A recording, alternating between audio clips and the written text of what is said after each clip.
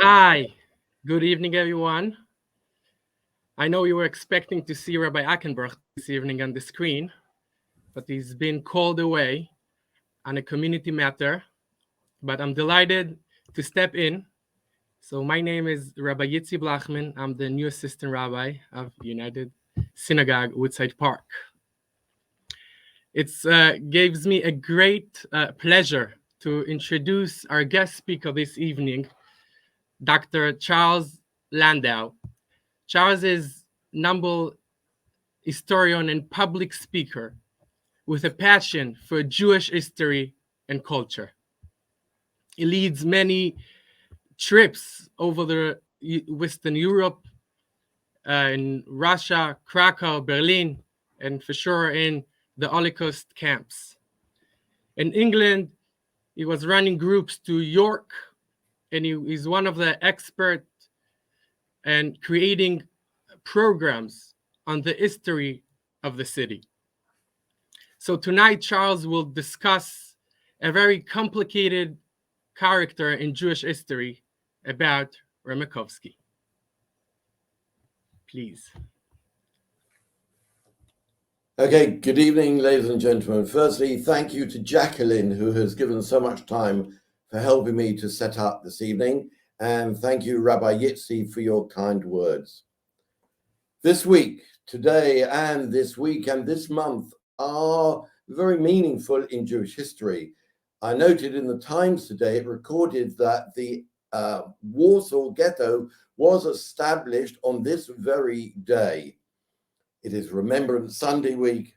It was Kristallnacht, and it is in this month, and it was the month as well, the establishment in many ways of the Lodz Ghetto. The Lodz Ghetto and the story of Rumkowski is not like any other ghetto.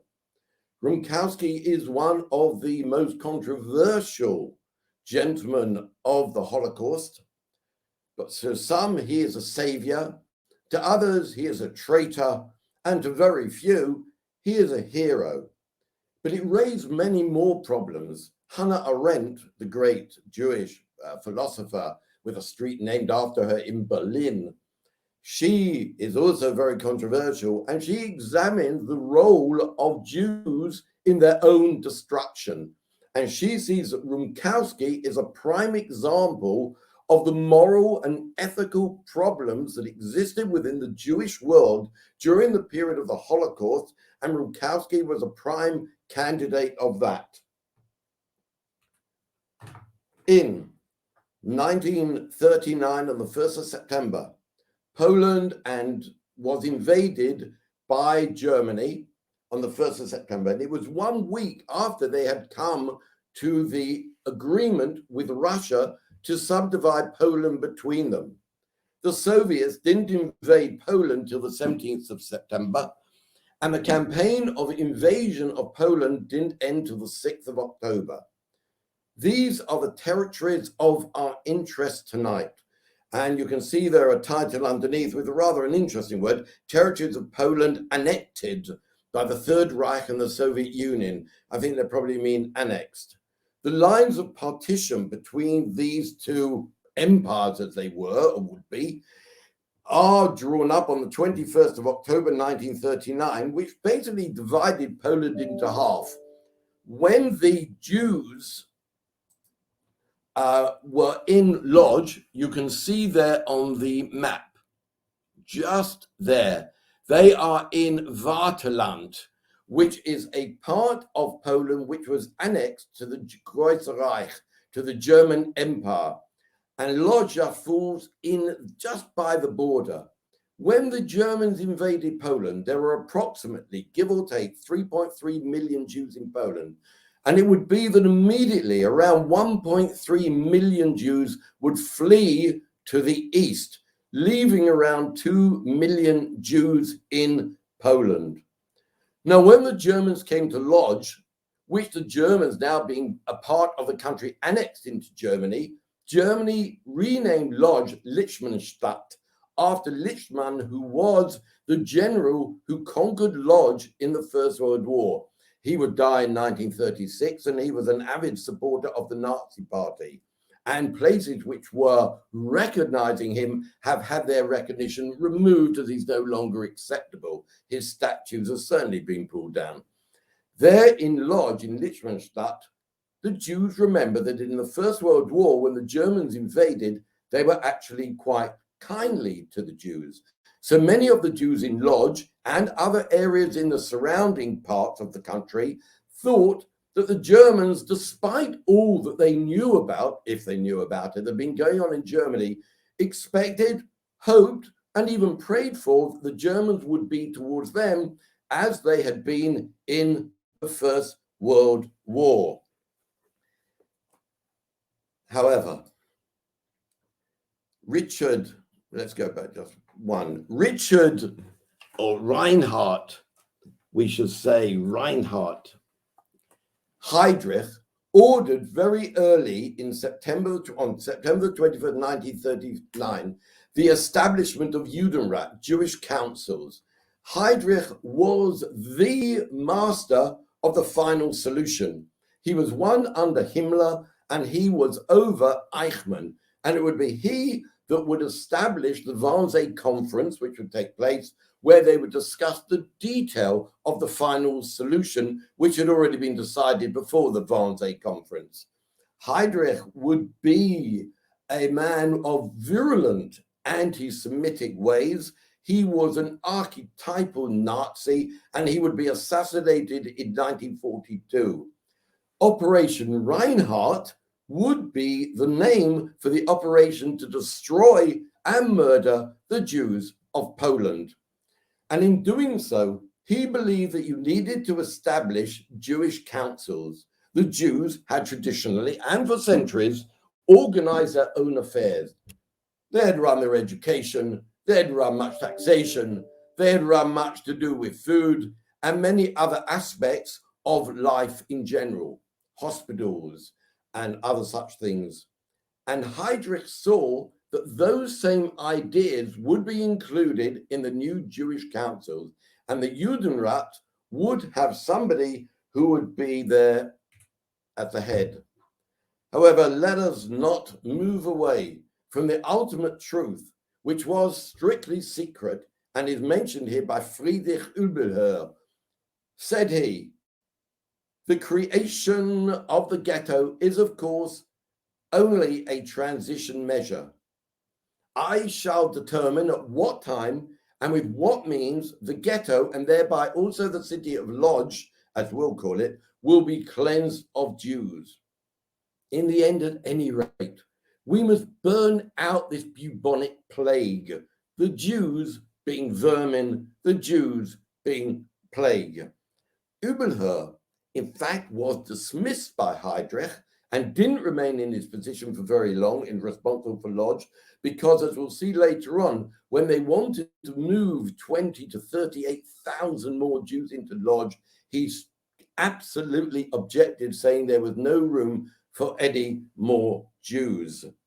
As far as he saw it, Übelher, and as Heydrich saw it, the establishment of ghettos was to weaken, starve, and work the Jews to death. The only problem with that particular method of killing is that it's very slow. When they established ghettoization, this is the method whereby all Jews from the surrounding areas of any particular large city, such as Warsaw, Minsk, and other places, Vilna, and Lodz as well, would take the Jews and isolate them from the population among whom they lived. They would be seen to not be able to work with them, live with them, eat with them, associate with them, do business with them in any way whatsoever. And isolation would lead to total deprivation. They would have not enough food, not enough clothes, not enough shoes, not enough of those essentials in order to live a reasonable life. And in these ghettos, deprivation would ultimately lead to expulsion. And this is where Übelher and Heydrich saw ghettoization as a temporary measure, because this expulsion would lead to deportation or using another word for it, which would lead ultimately to murder. Now, this ghettoization plaque is taken from the Bavarian Quarter in Berlin. If you've been to Berlin, in Berlin, there are a number of signs in the Bavarian Quarter on 80 lampposts, which indicate Jews were isolated and deprived. But in order, you shouldn't think that that is all that was involved. On the back of every single one of these signs, 80 lampposts in the Bavarian Quarter in Schoenberg, it has these 5 points on the back of every single one. So ghettoization, again, was simply a means on the road to ultimate murder.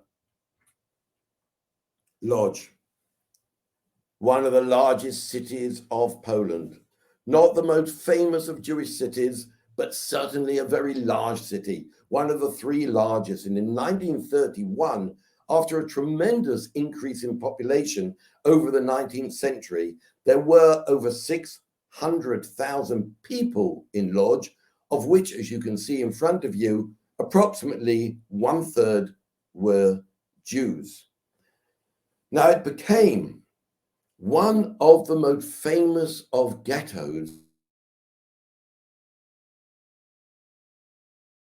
The amount of documentaries that were made about Lodz, the enormous number of photos, film, diaries, and chronicles which were written about the situation of the Jews in Lodz throughout the period of the Second World War. Lodz was not renowned for its greatest of rabbis, but it was renowned as the Manchester of Poland, one which was greatly involved in textile manufacturing and clothing manufacturing. And there, around 1/3 of all factories were owned by Jews. As with the rest of Poland, not everybody was walking around like a set-off fiddle on the roof. Not everybody there was Hasidic or religious with payas and long coats, but about 1/3 were, and 2/3 were acculturated, assimilated, Polonized, and every other shade of Jewry, including Reformed Jews as well. One thing which Lodz was no different from any other city or place in Poland was the inherent and virulent anti-Semitism which pervaded all aspects of Polish Jewish history between the world wars. There are many people. There was a video, in fact, from Parliament in London, which went to visit Poland and stated that the situation in the 1930s in Poland was worse than that which was in Germany. So Lodz was a very special city with a large number of Jews. On September the 8th, 1939, the Germans occupied Lodz, as we said before, and they annexed the region surrounding Lodz, as we saw in the earlier map, into the Große Reich as Vaterland, named after the river, and they renamed Lodz as Lichtenstadt, as stated. Immediately, in this period, which was just before Rosh Hashanah, the Jewish New Year, they enacted Nazi atrocities and attacks on the Jew. The Jews were compelled to wear a star not only on the front of their clothing, but on the back as well, and often armbands. They would attack Jewish shops, and Jewish shops had to identify themselves as Jewish so that non-Jews would not go into there. And they would enact terror. Randomly, Jews would be picked up, murdered, shot, hanged, beaten up, and every other mode of terror against these people in order to basically terrorize the Jews into enclosing themselves against the outside world. On Rosh Hashanah, which came soon after this, it was stated that by law, German law, that every single Jewish shop was to be open and every single synagogue was to be closed. There were a number of famous shuls in Lodz. And any of you who come from Lodz or grandparents that came from Lodz, maybe they prayed in this very synagogue. This was the Vilka Shul, not the grandest, not the largest, not the most beautiful, but famous for its cantor, the Chazan Vinograd. And the Vilka Shul would become yet more famous as one of the shuls that were all destroyed around this period in November in 1939. Each and every one, except for one small one, were destroyed. But the Vilka Shul, like all the others, had only been built at the end of the 19th century. They were hardly 50 years old, most of them. They were part of the great show of beauty that they wanted to give to the Jewish people through their synagogues to show how successful the Jews were. But the Vilka Shul would be famous for two reasons. One, they worked at believing that by learning for 24 hours a day, they believed that the world would continue to revolve and to exist as long as there were always people learning. And for much of the time of the Vilka Shul, there were always people learning Torah, Talmud, and other areas of Jewish learning in order for the world to survive. But we know it, unfortunately, where it is the famous shul becomes infamous. And we have more information and more film of the inside of what this shul looked like, unfortunately, as a result of the Nazis themselves.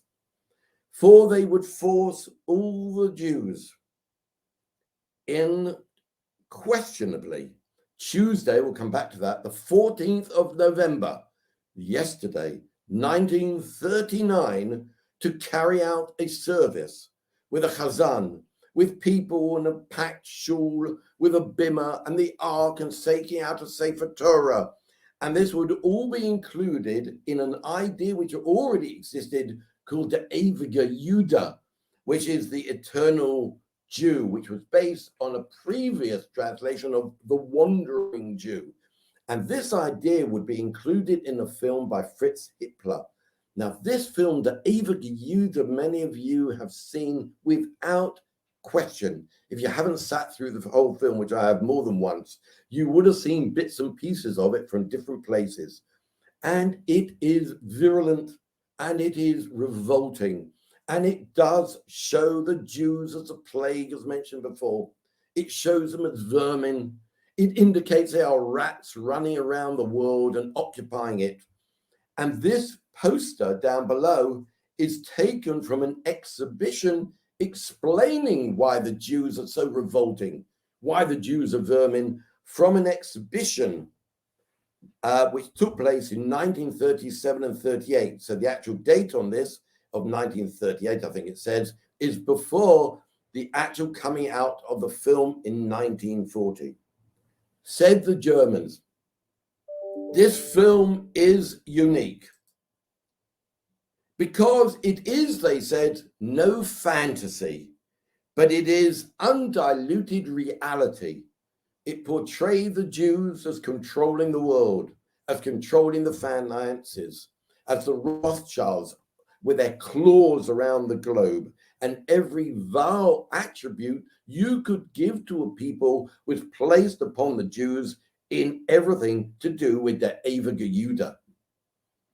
There is a rather nice story. On a Tuesday, they said, the 14th of November 1939, was the day in which these Jews were compelled to sit in this Vilka Shul. And it is said that the Chazan on that particular day took out a Sefer Torah. And you can actually hear a recording. And in it, as he takes out the Sefer Torah on a Tuesday, he says, Hayom Yom Shalishi. Today is the third day of the week. knowing that anybody who knew would know that there would be no reading of a Sefer Torah on a Tuesday. This, according to some, is a very nice apocryphal story, because there are those who have spent hours listening to every nuance and listening to every word which is being said by Vinograd, the cantor, the Chazan, and they can't quite detect it. But whether it is true or not, it could have been on a Tuesday, and maybe he did say that in order that people should know. Everybody in that film, and you can see the inside of the beautiful Vilka Shul, if you just want to watch just that bit of the Eva Yehuda, afterwards was taken out and murdered. Not one person was left to be alive. The Lodz Ghetto, started in February of 1940, was established and closed in by April 1940. It was unlike any other ghetto. There was no wall. There was simply an area which was, unlike Warsaw, surrounded by wire and fences. But what they did was the Germans moved all ethnic Germans out of that area of Lodz where the Jews were and put them all around the ghetto. So the Jews literally had nowhere to go. Any Jews escaping or getting out of that ghetto there were quickly picked up by the ethnic Germans and returned and hanged for having attempted to escape. The elder of the Jews was one Rumkowski, Chaim Rumkowski. He was a man who had no compunction in calling himself king. And he ruled, as it were, over 164,000, because a number of Jews, if you remember, there are over 200,000, but a number have fled when the Germans invaded, in an area which was approximately 1.6 square miles. In this ghetto, which was completely sealed off, it would be the Germans who would provide any food which there was. Said Rumkowski in 1942, I assigned for deportation that element of our ghetto which was a festering boil, in that Rumkowski would become responsible for life and death. He would decide who would live, and he would decide who would die. And those who argued with him or debated with him or showed disrespect to him would be deported. These are photos. As I said to you before, there are numerous photos. There are thousands of photographs, and we'll come on to those soon, of Rumkowski. Rumkowski here is with Bibo. Bibo is the Nazi, the German responsible for the running of the Lodz Ghetto. This is Rumkowski here, seeing himself as highly important. Nobody could touch his importance. He felt so important that he had money known as rumkis, which were printed as being Lodz Ghetto money, at which he signed. He even would have stamps published as himself as the king of the ghetto, Lichtenstadt ghetto, Judenpost, Jewish Post. These stamps were never actually produced, because the Nazis wouldn't allow him to think that somehow he was a ruler of some independent state. This picture is taken when he makes one of the most famous speeches in the whole of Holocaust history, which we will come to very soon. Here we have Rumkowski being pulled on a drawn carriage, and he would ride on this drawn carriage, and he would, when he went, he visited Warsaw Ghetto more than once to relate how things were going in Lodz, and he would be driven around on something similar.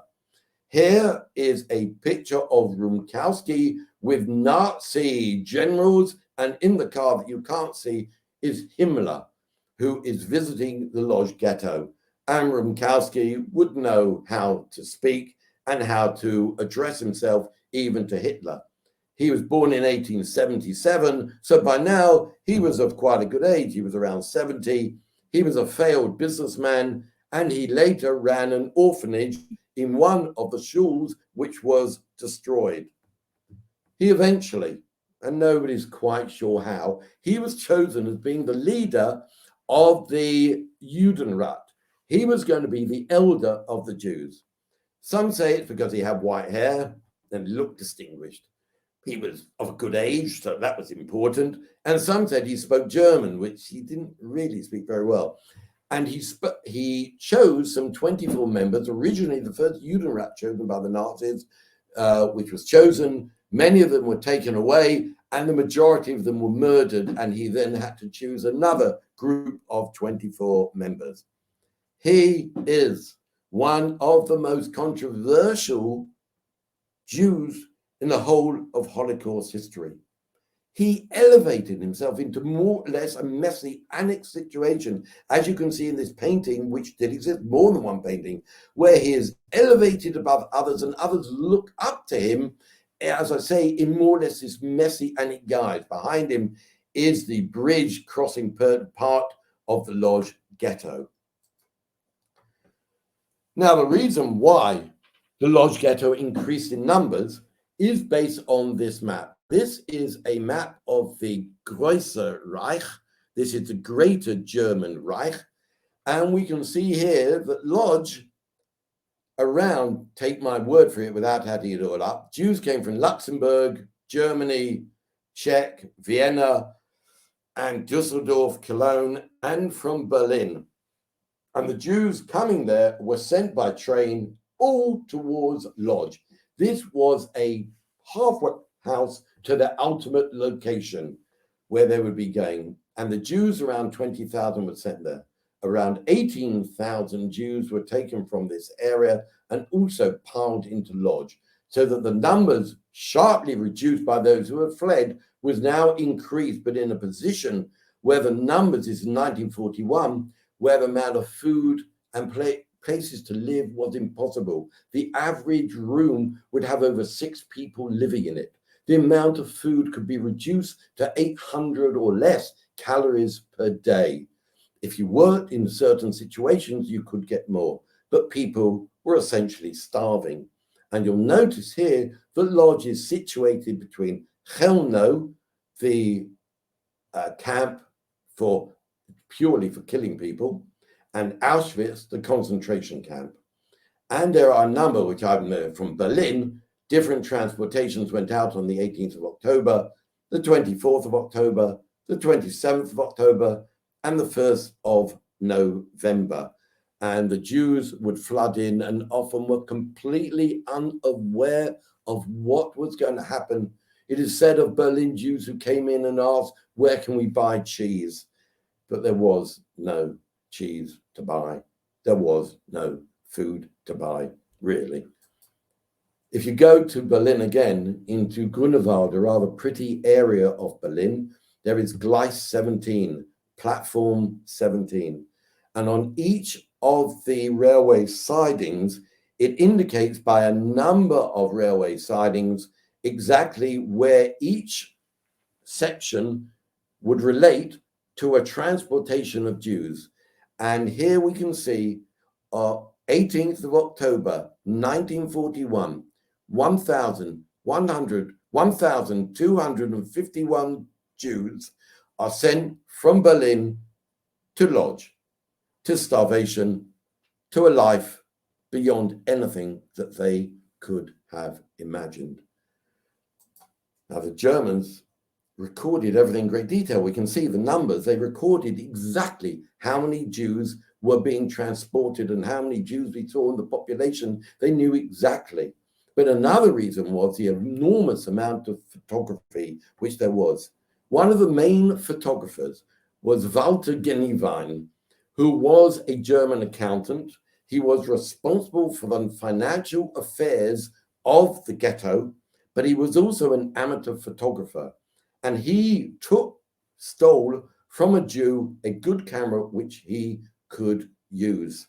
And Walter Gennewein would take hundreds and hundreds of photographs of Jews. The people underneath, Mendel Grossman and Henrik Ross, were Jews who worked for the statistics department of the Lodz Ghetto. But being Jews, they have viewed things in a different way, and therefore their photographs have a different emphasis. But Walter Genevine, he said that in the midst of atrocity, Genevine saw only German success. In 1987, move on, he took photos between 1940 and 44, as we can see above, and around Vienna in 1987, probably to 1990, in a Viennese bookshop, somebody found a whole group of photographs, hundreds and hundreds of colored slides. And these colored slides would add to the phenomenal record of what went on in the Lodz Ghetto. At the same time as Mendel Grossman was also taking 10,000 photographs, who died in 1945 on a death march, and Henrik Ross, who also took hundreds and buried them, recovered the photographs in 1945 and would later die in Israel. These are the photographs taken by the Jews. These are Jews being hanged. These are Jewish children celebrating whatever it is they're celebrating. And these are Jews being pulled on a barrow to the police station from where they would be put on trains to their ultimate destination. Said at the time, unser einziger Weg ist Arbeit. Rumkowski said, unser einziger Weg ist Arbeit. Our only way is work. He believed, and he said to Himmler in the photograph we saw earlier, the only way we Jews will survive is if we keep working, we need to work. And he would have a factory here and a factory there and a factory here. Jews, as long as they are working, he believed that work was the ticket to survival. He would therefore agree with German demands. He would involve the German authority. He would go greatly against and make speeches against anybody who set out with rumors that Jews, when they were being sent out for work, were being murdered. And he said it is one quote, on the 15th of November 1940, on this very day, probably around this very time, he said it is 100% false. Nothing bad will happen to people of goodwill. But it was an illusion. This bottom photograph is the fecal carriage. This is where all the feces remains were taken. Everybody involved in that would die from typhoid. But whilst Rumkowski was intoxicated with power, a megalomaniac, a collaborator possibly, he would sacrifice the many to save the few. And he repeated in January 1942 the same speech as he said 2 years before. People of goodwill will be okay, we have to keep working. But by mid-1942, a Rabbi Schulman had returned, in fact, one of the very few to return from the death camp at Chelmno, and he would say, believe it not, you people of the Lodz, when you are transported, when you're moving out, you are going to be murdered. There is no salvation. And the Germans asked of Rumkowski for 20,000 more. And they asked him for 20,000 children. And then everybody knew you don't ask for children to work. Those rumors about death are in fact absolutely true. Said he, a grievous blow has struck the ghetto. They are asking us to give up the best we possess, the elderly. I never imagined I would be forced to deliver this sacrifice to the altar with my own hands. In my old age, I must stretch out my hands and beg, brothers and sisters, hand them over to me, fathers and mothers, give me your children. This speech, which is much longer than what you see here, is considered the most of the Holocaust. In the aftermath, in July 1944, it was the only ghetto remaining in Poland, main ghetto remaining in Poland. It is the longest lasting. Established in 1939, it had been now going over 4.5 years. Was Rumkowski a hero? There were over 68,000 Jews alive in Lodz. In July 1944, the Red Army reached the Vistula River. They stopped just 70 miles before Lodz. And then they didn't move. They didn't move. And in the time between July 1944 and August 1944, the rest of the Jews of Lodz were murdered in Auschwitz. And those 68,000 Jews were all, as they said, resettled. Was Rumkowski a hero?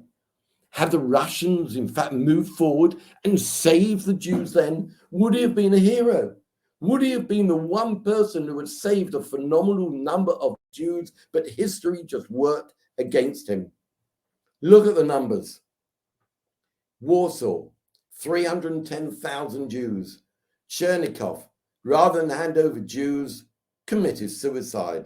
Of 310,000 Jews in Warsaw, 200 survived. In Minsk, Mishkin, the head of the Judenrat, worked with the resistance. For that, he was murdered. Yaffe took over from him. He continued to work with the resistance. He was murdered. They both wouldn't hand over the Jews to the Germans. 13 survived.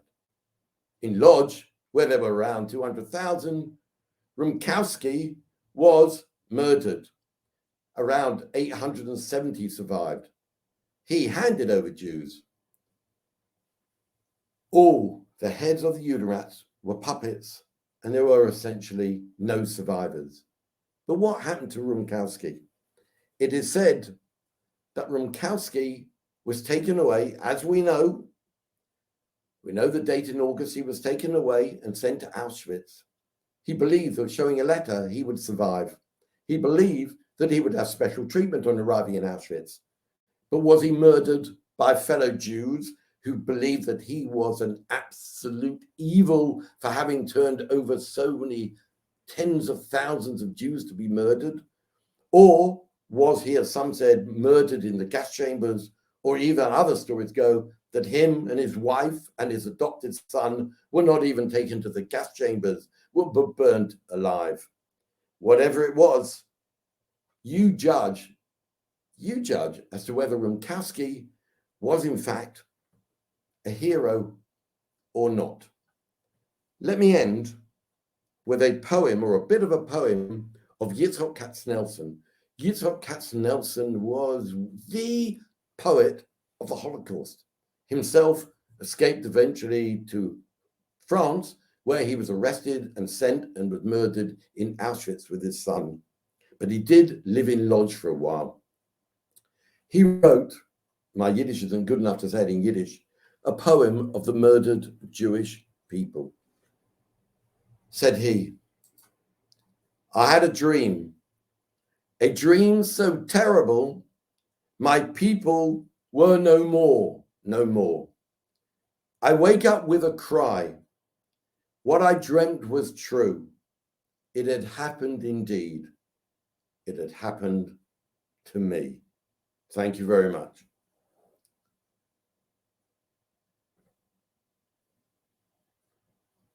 Over to you, Rabbi Yitzi.